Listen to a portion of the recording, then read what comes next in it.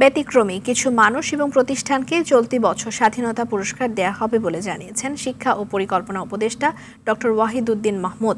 সচিবালয়ে স্বাধীনতা পুরস্কার সংক্রান্ত উপদেষ্টা কমিটির বৈঠক শেষে এ তথ্য জানিয়ে তিনি বলেন, কমিটি কিছু নাম সুপারিশ করেছে। চূড়ান্ত অনুমোদনের জন্য তা প্রধান উপদেষ্টার কাছে পাঠানো হবে। দেশের জন্য অনন্য অবদানের স্বীকৃতিস্বরূপ এবছর ব্যতিক্রমী কিছু ব্যক্তি এবং প্রতিষ্ঠানকে স্বাধীনতা পুরস্কার দেয়া হবে।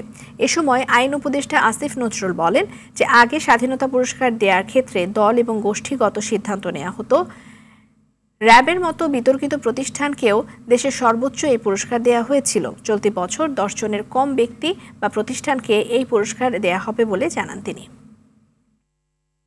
কোনো বছর এই ধরনের পুরস্কার দেওয়া হয় না এবং এর আগেও দেওয়া হয়নি, পরেও দেওয়া হবে কিনা আমি জানি না। স্বাধীনতা পুরস্কারও এমন মানুষকে দেওয়া হয়েছে তাদের তো জীবনব্যাপী যেই অবদান সেটা স্বীকৃতি হিসাবে এত বছর পরেও তারা কিন্তু কোনো পুরস্কার পাননি। কাজেই আপনাদের অনুমান করে নিতে হবে যে কি ধরনের আমরা মনোনয়ন দিয়েছি। আমরা এর আগে যে স্বাধীনতা দিবস পুরস্কার দেখতাম তখন আমাদের কাছে মনে হয়েছে এমন ব্যক্তি এবং প্রতিষ্ঠানকে পুরস্কার দেওয়া হয়েছে যেটা নিয়ে সমাজে প্রশ্ন উঠেছিল এবং এমন প্রতিষ্ঠানকে দেওয়া হয়েছিল, র্যাবের মতো প্রতিষ্ঠানকেও স্বাধীনতা দিবস পুরস্কার দেওয়া হয়েছিল, অথচ এটা আমাদের জাতীয় জীবনের সর্বোচ্চ পুরস্কার।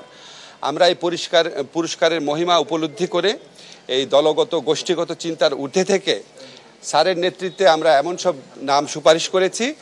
আপনারা 21 পুরস্কারে দেখে আপনারা খুশি হয়েছিলেন, এই পুরস্কার দেখেও আপনারা আরো খুশি হবেন এবং আপনারা মনে হবে যে পুরস্কার দিতে পেরে আমরা নিজেরা ধন্য হয়েছি।